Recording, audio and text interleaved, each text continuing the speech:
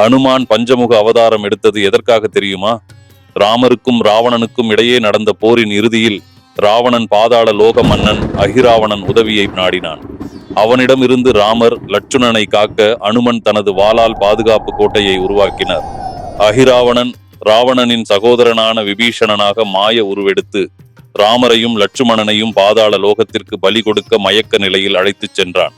ராமர் மற்றும் லட்சுமணனை தேடி பாதாள லோகத்தில் நுழைந்த ஹனுமான் வெவ்வேறு திசைகளில் உள்ள 5 விளக்குகளில் அகிராவணனின் உயிர் மறைந்திருப்பதைக் கண்டார். 5 மிருகங்கள் ஒரே நேரத்தில் விளக்கை அணைப்பதன் மூலம் மட்டுமே கொல்ல முடியும் என்ற வரத்தை அகிராவணன் பெற்றிருந்தான். ஹனுமான் விஷ்ணுவை வேண்ட அவர் ஹனுமானுக்கு தன்னுடைய 4 அவதார முகங்களான ஹயக்ரீவர், நரசிம்மர், கருடன், வராகம் கொடுத்து வானர முகத்துடன் பஞ்சமுக ஹனுமான் ஆக்கினார்.